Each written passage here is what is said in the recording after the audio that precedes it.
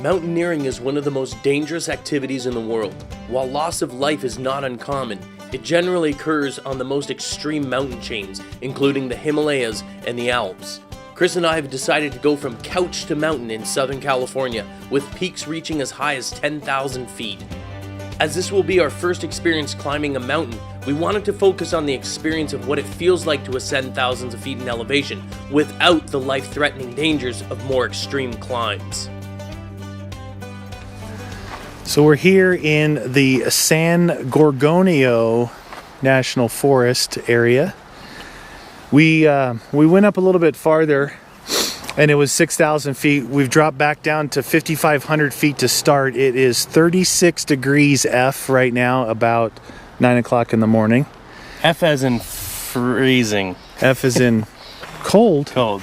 And this is what we're in for. We got to go down across here and get up into that forested area, and we have to get zigzag to where we can get way up there on those peaks there. What? We're going up there? That's where it says the trail goes, and it says it goes up to 7,400 right up here. Oh, come on. Yeah, I don't know. We're gonna see. What a drastic difference, though, this place from the other training. You know what I mean? The temperature, everything. Yeah, and the idea here is to, evaluate this area for survival. Well, that's probably bad into the sun there. Don't do that. But there's water right down here already. Like literally, that's a really good sign. Yep. A lot of obviously, trees and cover and motorcycles driving by, things like that.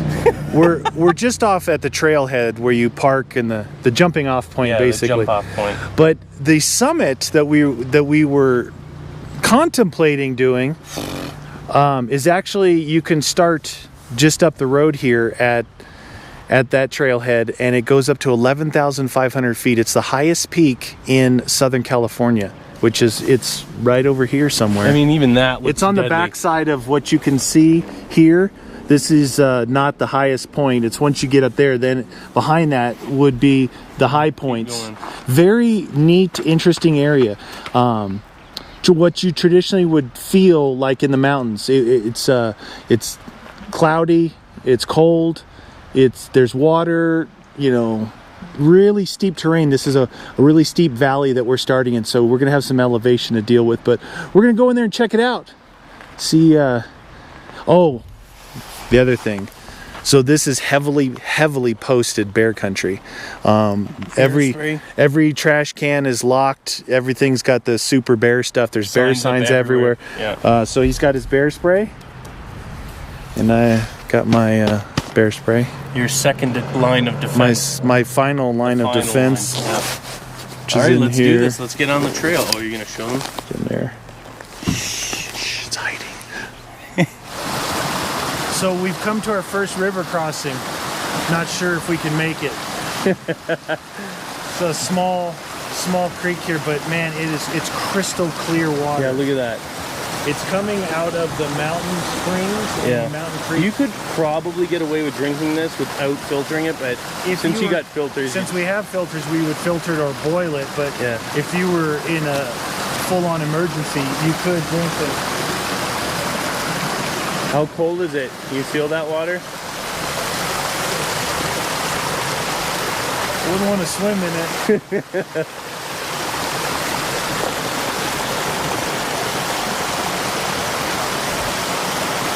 A little waterfall right here. Yeah, it's cool. I love the sound too.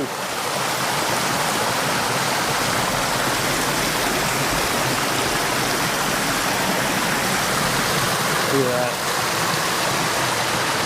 So awesome. You look up and it's all, imagine during the snow melt how raging this peak where you look at those boulders, just huge boulders. Well, upward and onward. It's pretty crazy. It's getting rocky. I think this is, according to the map, one of the tributaries feeding into the other stream. When you looked at this and you're like, wow. It must come down, the power to move those boulders and these big trees down through here. Obviously the melt off, eh? Yeah, and you can see it just kind of meanders up through the forest. Collecting. Right Well, think about it. All the snow on there is all melting and then just friggin' flooding down here. Right now, there's no water in this particular one. No. But there is water down, way back down at the bottom when we came in. And I'm assuming based on the size of that stream, if that's collecting from everything, there's probably not going to be too much water up here. I don't imagine it's coming down. Well, if it is, it's probably underneath everything. Like the smaller springs and stuff.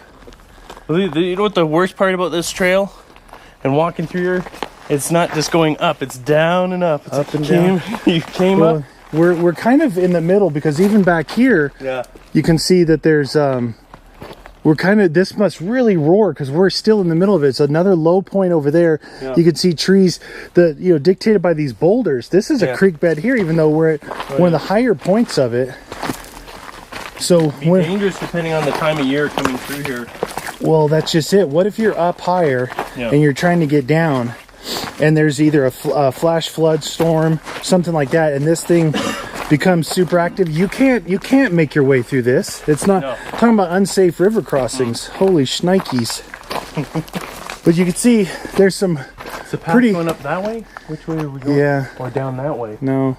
I hope it's going that way to the right. You can definitely tell when we're in the river areas, but it seems like a lot of river areas are coming down through this mountain so far. Had a lot of trails. Look at this. I mean, imagine if water was just roaring through here, coming around this corner here. Sealed off. Depending on where you were in here, you wouldn't be able to. I'd pull an Indiana Jones to get out the bullwhip and swing across. That'd be cool.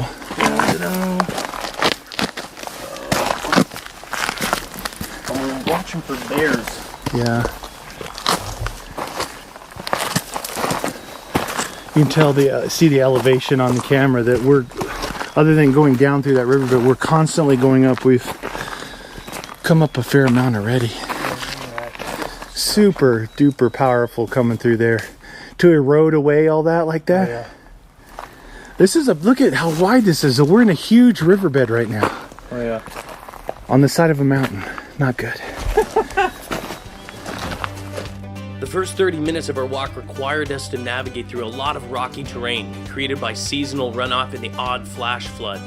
Luckily, both Chris and I had high-quality hiking boots on that provided us with much-needed ankle support. Spraining an ankle thousands of feet up a mountain is not exactly what we wanted to experience and could spell disaster if you were hiking alone. It's tough going. And it's early. Well, altitude, it seems like we have kind of a common denominator going right around here where we've been doing some of our adventures is altitude. Yeah, yeah. And that's definitely something to keep in mind depending on the region you either live in or the region you plan on going to. Yeah.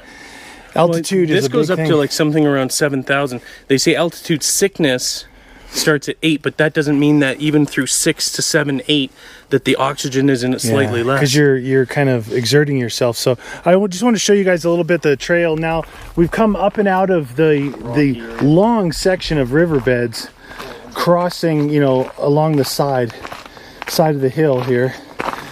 Strangely enough, we're seeing cactus up here. Weird cactus. You keep going, friend. I'm going to take a picture. All right. Really heavy brush around here. Pretty neat trail.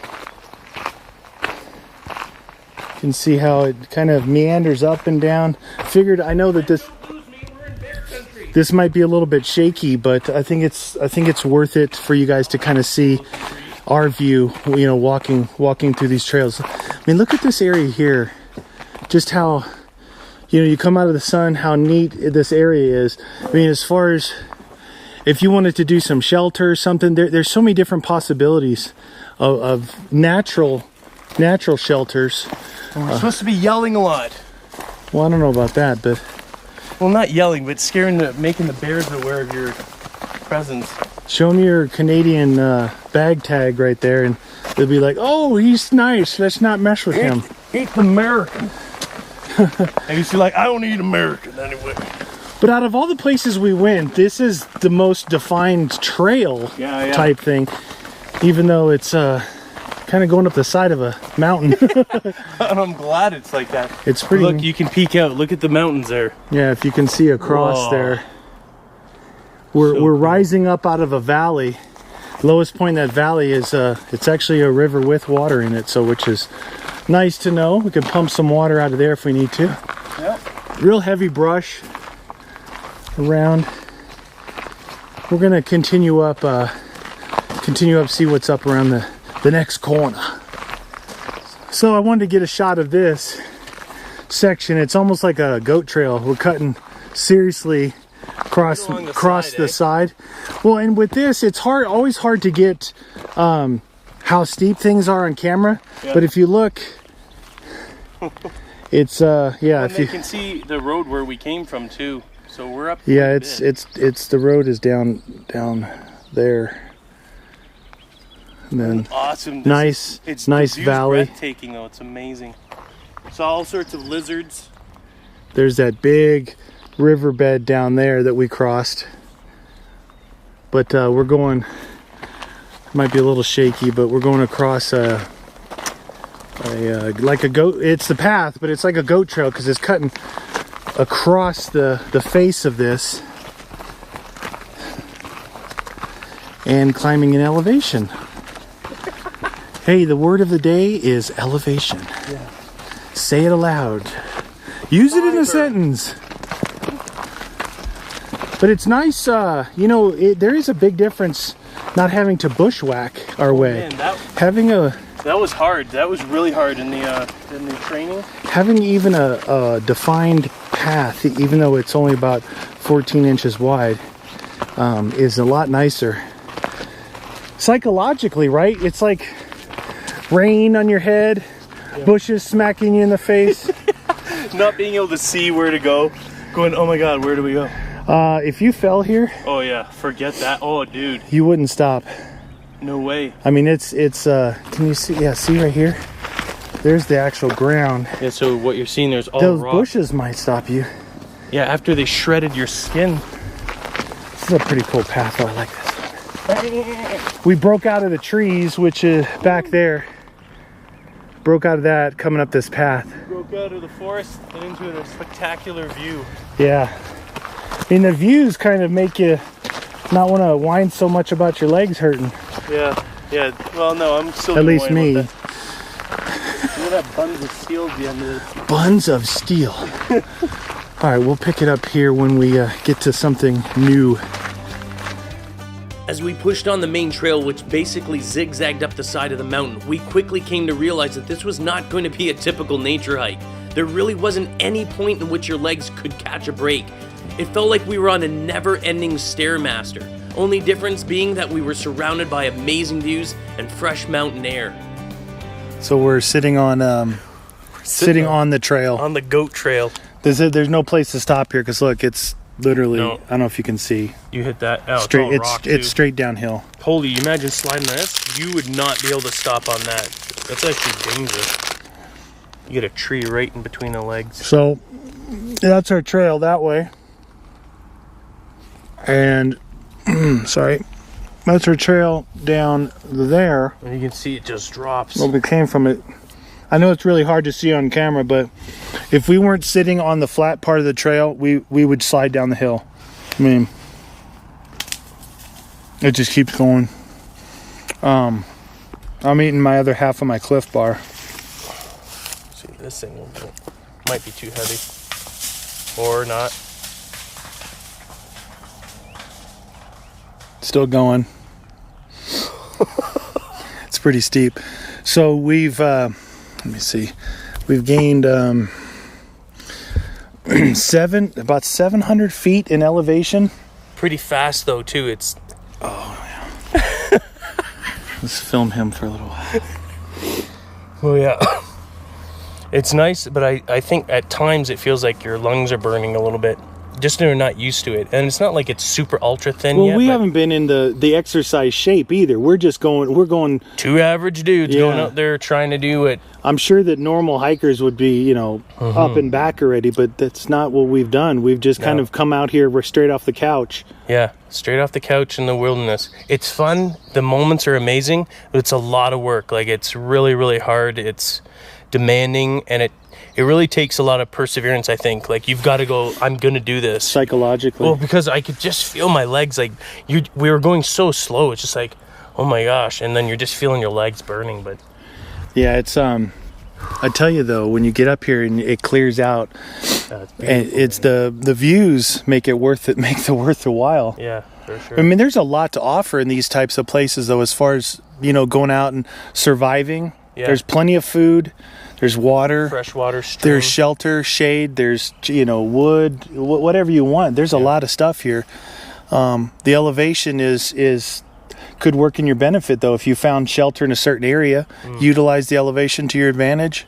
But again, too, what we're doing, traversing the mountains, is sort of giving you an idea of the of how hard it is to actually go through this territory. Yeah. Like how tiring it is. Like if you had to go, like if civilization was on the other side, this is an experience of how exhausting, and that's really what it is, right? Like we're like, holy mackerel, just getting up to this elevation was tiring. I can't imagine if civilization was on the other side of one of those. Forget that. See you in a week or so, you know.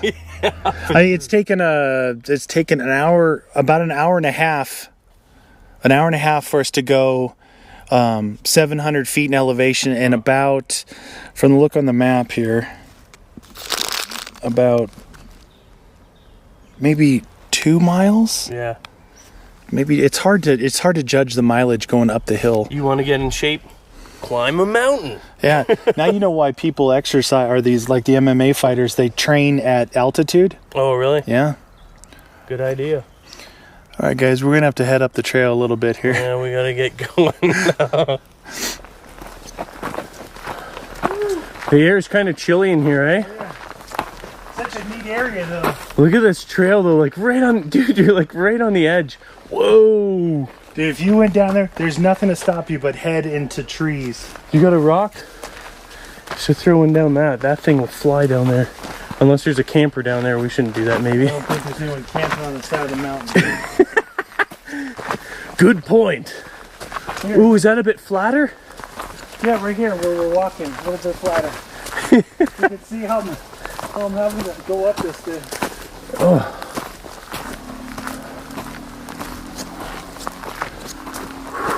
Yeah. That's a cool looking tree. Hey? Heck yeah. It's a big one. Freaking thick. Look, we're tucking in behind the first peak. There's a peak there, we're going in behind it. So we're gonna curve around that way? So that's probably the first false peak that we saw from down below. Oh, right. Uh-oh. What? 6,000 feet. Nice. Woo! 6,000. You can do it. It's like a, what is that? Sherwood Forest? Maybe up in here. Oh yeah. Going back in. Oh man. Oh, this isn't flat. This is totally up. This is the never-ending Stairmaster made of dirt. It's the Dirt Master. Water, right? Oh yeah, for sure. Completely Little clear stream. path up there. Wow, look at these trees in here the way they are. Like so much, they're so steep. Clusters. Oh yeah. The root is exposed. All right, so we came up to one of the few big switchbacks here, and as we rounded the corner, for the first time, we've been able to look back out on the valley. That valley, if you look that way, that Los Angeles is about, I don't know, 60 miles that way. But what we're seeing is there is a storm front coming up through the mountainous valley that Look we're in. how fast it's coming in, eh? If you guys can see the side over there, that's probably the easiest way to see it against. It's literally... It's going to that thing's completely going- engulf us. That thing's going probably like 10 miles an hour or Yeah. so. I mean, you can literally see it. We were taking some pictures before you knew it. It's right. Yeah, it was not that close. Just a few, couple of minutes ago. We didn't bring ponchos, rain suits, nothing like that. So this could get interesting. We are at 6,235 feet right now. Oh man, So- this is going to be interesting if that comes in. We may be completely engulfed in what heavy, We're what will look like heavy We're fog. 1,000 feet above base camp right now. Yeah, we might be able to get above it. Yeah, then we'll just have to work. Maybe it'll pass through before we work our way down. Yeah. But that looks really cold too. So we're going to continue, look up that way. We're going to continue up the trail. Oh, yeah. Look at that peak up there, man. Oh, we got a long way to go. Yep. Let's get her going. After constantly pushing upward for about 1.5 hours, we decided to take a break in a relatively flat clearing. Our legs were becoming exhausted, but the real issue was our breathing. Constantly straining your muscles at high altitudes makes it incredibly difficult to regulate your breathing, especially for two out-of-shape city boys. Well, we found a nice, I guess for a base camp, a temporary base camp going up. This is nice. As soon as we saw this, the warm sun. Because the trail continues up here, up this way. Because it got nice and flat here. We're like, it's nice and flat. Let's break, because that's more work. We needed the energy, though. Like, I could feel it in my legs. Well, we stop and we split a Cliff Bar together, right? Yeah. Pecan pie. Pecan pie. Who do you think brought that one? It was good, I gotta admit, though. Yeah. The extra icing. I guess a little bit of sugar when you're really get us going, like really fast. Pushing it, right? Yeah. But you can see the clouds are still coming in. And once in a while, you feel that cool breeze, eh? You can see way down there is the road. We're 1,000 feet above where we parked and started hiking. And we're gonna try, I'm not saying we'll make it, but we're gonna try for another 500, so 1,500 feet up. And again, it's enough to do an assessment of how hard it is, especially for average people like you and I, right? Because we're not going all the way up there, which is 8 or 10,000 feet. Dude, that will take us days. Well, the thing is, right, that we're packing day packs. Yeah. Actually, my day pack is pretty heavy, though. Yeah. I brought the big first aid kit. I brought my trauma kit because I have my gun. I said I always bring that. We've got food, water. Our coats are in there now. Our coats are in there. Map, the compass. And even though the backs are, made to look breathable. Yeah. When they're up against your back, dude. The pack I have right now is not even close to being a favorite pack of mine. It's a pack I got a long time ago. Yeah. I don't like digital camo. It's ugly. But, when I put it on at the house, I'm like, all my other packs are framed packs, like for, obviously hauling more, more load. It looked perfect for a day pack. But once I put load in it, and I put my jacket in there, it pushes flat against my back and my whole. Of course, today I decided to wear an all cotton shirt. Yeah, all my other adventures, I've been wearing polyester blends. I got cotton on too. And I just was like a meatloaf. I don't like You ever seen a meatloaf sweat when you cook it? But I don't like the feel. Like, you're the same way.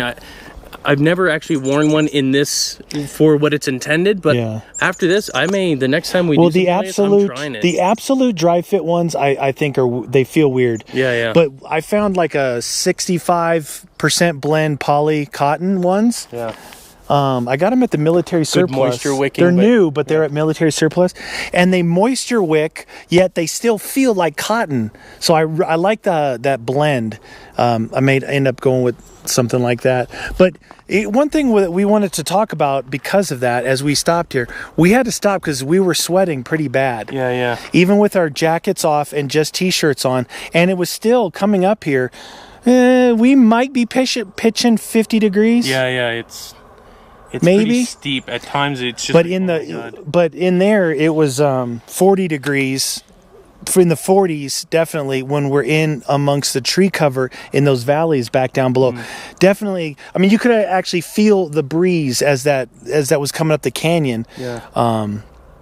So regulating temperature, because we're really exerting ourselves. We are coming up this. You feel it in your legs. But sweating and trying to manage that, it's really important, especially, the whole hypothermia.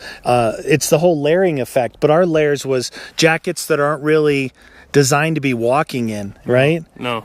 What's your jacket made of then? My jacket's like a tactical jacket. It doesn't breathe very good. Mine's my Air Force mechanic jacket that I've had since military days, which I've always felt comfortable. I've always worn it, but I mean, it's not exactly breathable. This is actually a lot of fun, though. I mean, we were able to sit here for a while, and like I said, split a Cliff Bar and just kind of hang out in a flat area. It's the first we've been doing goat trails for a long ways now, so we're gonna head up head up a little farther, see what else we can find. All right. So, well, there ain't no denying that this is really difficult. I mean, look, it's from where my packs are sitting, and my back is soaked as well. It's we said we wanted to go 1,500 feet, and you tricked me. I tricketed him, and we kept going past our mark. That's total. We almost made 7,000, which would have been almost 2,000 of elevation. So we did 1,700, 1,800 worth of elevation. Yeah, which is a lot. I mean, well, for two people who've never climbed a mountain, let's just say it's straight off the couch to here. And it's an amazing lesson, and just how exhausting it is, learning how much every tiny ounce of weight just... Yeah, it's a lot. The other thing is, I don't think it took us 4 hours and 15 minutes to do this. Yeah. To come up. We still got to go all the way back down. Yeah, it was a long... We didn't think it was going to take this long. We didn't bring enough snack food. We've got our lunch, which is like a... what do you call it? Those freeze-dried meals. Yeah, yeah. Which we're probably gonna have to eat, you know, because it's Oh, I got sweat dripping down out of my hat. It's just like drenched. My back. Look at my back, probably. Oh yeah, yeah. Your back. This pack here is terrible for that. It doesn't breathe at all. I was noticing when you were going up, you were trying to adjust your straps. I was grabbing the straps here because it, like all the other ones, you can adjust the load bearing across here. Yeah. And that one, you know, it's like. Maybe it's okay for a little while, but not for 4.5 hours straight uphill. But this is fun. It was, you know what we did? We decided to really challenge ourselves. You know, we set a goal because it got, once you get into this type of section here, it gets a touch monotonous, right? Because you're zigzagging. It's a never-ending hill, though, man. If you can see right over there, we've been zigzagging an avalanche area, and we just cross it, go across it, then it comes back across it, then back across it. I think the peak up here on the map, it says 7,400 if we were to make this peak, which is, you know, I would have loved to have done it, but honestly, as we were going up, like I was telling you, I had to stop because I had zero energy in my thighs. Like I actually couldn't step anymore. I was like, I'm gonna collapse if I keep going. Look up, if you can see my hat. Oh, dude, juicy. It's freaking just soaked. So, oh my god, what a good challenge. So I mean, it's not over yet though. As tired as we are, we've got to go all the way back down. And use completely different muscles going down, especially the shins, because you're trying to balance, and we got to go down there. So I'm curious if it's not going to be as easy as, hey, it's all downhill from here, because you got to hold back all that weight on these trails. Oh dude, I'm gonna be feasting when we're down. Feasting. You can see we're kind of right over there. You can see the trees. It's about 30 to 40 feet wide avalanche area. We've been crossing it up the goat trail all the way up, and then this is a what looks like a way where water would flow, and we've been crossing this as well all the way up. It's really zigzagging, but honestly, I'm like proud of myself for going up here though, man. There's the 1215, 6,900 feet. We just didn't get to 7,000, but we started at 8 o'clock. I know it's just another at 5,000. When you're spent, that 100 feet is just... we were about 5,000 feet at 8 a.m. Now it's 12:15 at 6,900. So it's not too shabby for a couple of can we survive people. That's right. I would say so far, intestinal fortitude, mental strength. You gotta make the drive. Mental strength is a key up here. It really helps being that it's so beautiful. You know, you got these great views. You always want to see what's around the next corner, and that pushes you, another 100 feet up, another 100 feet up. I tried not looking though. I look 5 feet in front of me. Yeah, you don't look up because it's just, you're like, oh, is there going to be a break? No, it's just like 40 degrees going straight up. When it was flatter down there, we were looking around for bears. Yeah. Once you get up here, you're looking at your feet. Yeah, bear, maybe you can carry me up the hill. Well, what a challenge though. We're gonna relax here a little bit. Yeah, get some energy back up. It's kind of weird. It's a weird like mental switch to think, hey, we're gonna go back down now, It's weird. Anyway, we'll catch up with you guys in a bit. All right, you guys, I just want to document this at least. So just for myself, really, again, we're here at 6,900 feet. It's 12:33 p.m. We've basically been here for what, 15, less than 15 minutes or so. So we don't want to lock up. We don't want like lactic acid or any of that stuff, because like I said, we didn't bring enough food, and we're gonna try and get gain some ground going downhill. So again, 12:33, 6,900 feet. See how long it takes us to get down. So here we go. I'll walk a little bit with you guys just to. Oh, I want to show them the avalanche area up here. Oh, this way? Right? Yeah. You got everything? You got it. Oh, we were sitting on black ants too, by the way. Yeah, we got up. So you can't sit anywhere that there's not ants. Ants could rule the world if they just had a brain. They're everywhere. Okay, so you can see a little bit here. You can see, I mean, that's not normal. Trees to come down, you can see just that they get, I'm sure, dude, you know what? Those trees are barely being held up right there by limbs. Get out from underneath that thing. Yeah, I would say, what do we do, like during the winter, snow avalanches or something? I think that's what it was. It would have been years ago. Yeah. I know they talked about, there was another one in this area, but it was a lot wider, really wide. And it happened like 15 years ago. And it ripped a whole side of the mountain. You can see, it almost looks like a ski run. So you see right across here, we go down and we zigzag across this, but I'll show you what it looks like up. You can tell that, all the way up there, this was an avalanche, and it's already been growing back at the top. Yeah. It's not a very wide one, but it continues down, all down through here, which we crossed. So we're doing pretty good coming down. We're making better time, but it's pretty exhausting going down. We've dropped, we're at 64 at 12:52, so about 500 feet. But what we found was, going down, I mean, some of this is obvious, but I mean, it's interesting to us being here doing it right now. Going down obviously still works your whole lower body. Yeah. But we found going up that we needed to stop and take breaks often because we were always out of breath. Yeah, almost like every 20 feet. Going down, we only stop twice or three times the distances. Look at this area here as we walk. Twice or three times the distances, and we're not out of breath. It's just letting our legs catch up. Well, you can feel it in your knees. I actually do still feel it in the thighs. But it's such an interesting way your body works. It's the resistance going down versus the climbing going up. How much oxygen it's using. I thought this was a neat little section here. As you're walking carefully. Yeah. The other thing we found is to cinch up our waist straps, loosen up our shoulder straps, and the bag tilts back a little bit, and it rides, obviously more on your hips.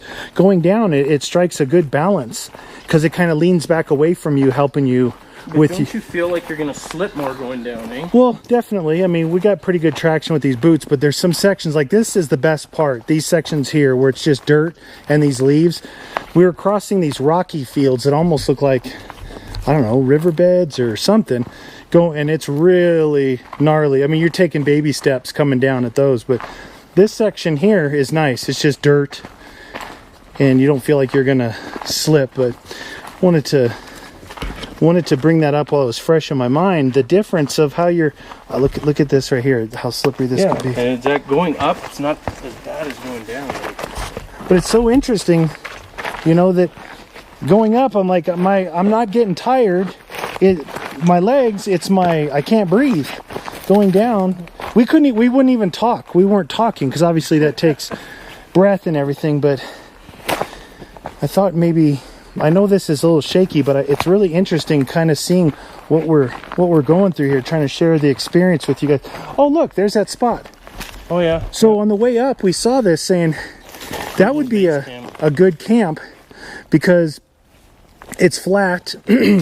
You've got cactus on this side and heavy brush around, that if you wanted, warning signs from predators or something like that, you could put something up here. What they do, they put a line on the perimeter with bells. Bells or like tin cans or something. Yep. Plus you got, you know, plenty of wood right there if you're in some kind of situation. That wouldn't be a bad spot, but you're still at 60, almost 6,500 feet here. Be chilly at night. Well, it took us, it's 1:57. So almost an hour and a half. Almost an hour and a half to come down. And it wasn't a cakewalk. The thing was never out of breath, but always the legs just like pounding. The knees, I just felt strained in my knees the whole time, especially the rocks, the sand, and everything else. Like you're worried about slipping, so you're never even looking ahead. You're just looking right in front of you, just like going up, and you're just like, okay, watch your footing because you slide. Yeah. Well, we ran out of water about 1,000 feet ago, so we're gonna have to. We'll get set up here to filter some water up and cook some food because we're way overdue for food. We kind of really messed up on that one, so we're gonna go down here and filter some water. Oh. I think we'll do an after. I think we'll do an after the hike kind of review on how much weight we had, because I think I have more weight than I thought I did. And you got more than I have, that's for sure. And then just to see what stupidity we actually packed. Oh. So I've got a Sawyer, mini Sawyer Mini. We're gonna try out here. We're gonna filter some water into here, then we're gonna boil it for our freeze-dried stuff. Tired much?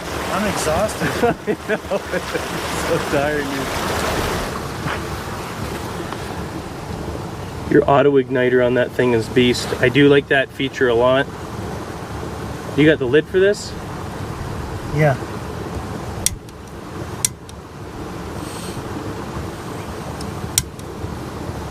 Is it going? Yeah, I see it. I see the light on it. Crank it up. Jet boil. It works. Oh yeah, what's for lunch, meaty? So we've got these little Pro Packs, which are supposed to be better for backpacking because they're smaller. Yeah. So you've got beef stew. Nice. And I got lasagna with meat sauce. Meat sauce. Those sound good. Meat sauce time. And we're lucky we got down because we basically ran out of water just as we came down here. It was like our last drinks. Woo. Well, we just heated up water for this stuff and we're gonna try it out. It should be good. I'm pretty sure I'm not gonna care at this point. See mine? Oh, dude, you got vegetables and stuff in it. Look at this. Oh yeah, that looks like normal lasagna. Like Chef Boyardee or something though. You guys can see that. Stew. It's good. It's good. Everything we've gotten to eat has been pretty good. Even the MREs. I don't think mine's properly hydrated, but it still tastes really good. Yep. Well, kind of a recap. You guys, we have the stream flowing behind us for that cool effect. Hope you guys can hear. Beautiful day. When we got down here, the bottom of the valley, we were sweating super bad. And the wind is so cold, we had to don our jackets just, you know, sitting here doing this stuff. So luckily one of us had a stove. I packed the fire kit. Packed his fire kit. No stove. No stove. Can you imagine if you didn't have it? Man, we would be famished. But that was one of the main things though, right? Yeah. We didn't bring enough snack food, I guess you call it, you know, energy along the way. Protein carb bars, not even just protein. We needed, like you said, those long chain carbs. Yeah, like something some oats, to keep burning. Some trail mix, something like that. No candy, no chocolate, because that would just drain you. The other thing is we ran out of water about 1,000 feet up coming back down. And that was bad too. But we knew we kind of rationed it coming down. Yeah. That's why we knew we couldn't actually cook up there because we didn't have enough water to cook with. Yeah, that first base camp we were thinking about relaxing there, but it was like, no way. We didn't have enough water to drink and to cook with, and we didn't see any good enough water sources except back down here, so we just waited till we get back down here. It worked out okay though. But coming down, going up was about a little over 4 hours. Yeah. Coming down was just a hair under an hour and a half. Going up, it was more on your lungs, like we were Heavy always breathing. out of breath. Yeah. Coming down, it was pure legs and lower back. What's climbing, right? Like climbing up, you're so much energy required to go up there. So you're trying to, your lungs and your body's trying to get as much oxygen in as possible. And it's simply, again, at the higher altitudes, the oxygen's just not there. Mad respect for people who do this stuff. Oh yeah. If you guys are climbers, any of you guys are climbers watching this, I tip my hat at you, because you've got to be in incredible shape, first of all. I thought it would be a great exercise, but coming down, like going up, sure, cardio, really strong. Coming down, man, the knees, it'd be like running all the time. Just blow your knees out. It ended up being about 3 miles, maybe a little bit more. 3 miles, just under 2,000 feet in a little over 4 hours. Same thing coming down, hour and a half. I would imagine maybe how fast we came down is how fast normal people go up. They go up. Well, and one thing I'd like to try, because we read about them and you're like, I don't really need those. And then you experience it and you're like, you know what, maybe they would have helped. Like hikers poles. You always see them, I was like, what are those guys using those things for? The trekking poles? Yeah, the trekking, super lightweight. And you're like, you know what, if you can put any additional help and stability, take it off your back by using poles and stuff, that'd probably greatly help. At least balance to take a little bit of the strain off your legs and knees. Give your arms something to do too, rather than just swing. So if you're gonna try this, if you're gonna try and do like a trek or a mountain climb, make your load as light as possible. Make sure you have enough. Like if you're gonna make it heavy with like energy bars. Make sure you've got water. enough. Oh yeah, and water. And you know what? Do a little research and find out. Like we knew the stream was here because you've been here. I knew like, this visited. bottom one was here. But if you know there's streams higher up or somewhere else, then you can bring a filter and you don't have to carry the water. But we didn't know if anything was going to be up there. I ended up bringing 2 filters because I wanted to try them out. So I packed up my saw, 2 filters, I'm gonna weigh it for you guys, and we'll do a little. We'll do a pack. We'll go over all the Yeah. stuff and what we'd carry, what we'd bring, and all that stuff. But overall, I'm like super proud of both of us for doing that. From couch to friggin' climbing a mountain, like it's not something you just normally do. It was fun. It was definitely challenging. And I'm glad we got to a really good height. We hiked. We pushed ourselves right to the near breaking point, but we made it. So. Oh, so hungry. Are you done? Yeah. Dude. I hope you guys enjoyed that too, but yeah, awesome. So good. Look at this day though. The deal is this. I still had in my mind, about testing different equipment out. And when you're doing vertical stuff like this, it's not the time to test. It's the time to go as efficient and lightweight as you can. And I wasn't. My backpack wasn't a good one to be hiking with for long periods of time. I mean, right now. Why'd you have the saw in there? It's almost 3 o'clock. Yeah. And we got up here around 7:30-ish. I don't know why I had the saw in there. I just was loading things in there yesterday. Then I don't know. You live and you learn though. Look at this day though, man. Beautiful.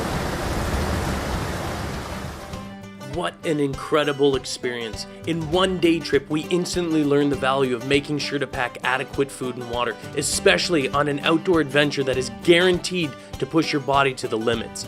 Being ambitious will only take you so far. Training, preparation, and knowing your physical capabilities is something you have to take seriously when attempting something as dangerous as mountaineering. Both Chris and I have plans on doing this again sometime, but we will definitely make sure that we are better prepared. Hope you enjoyed this outdoor adventure as much as we enjoyed filming it. Please drop a like and show your support, and don't forget to subscribe to Can We Survive for more outdoor adventures with Chris and Niels.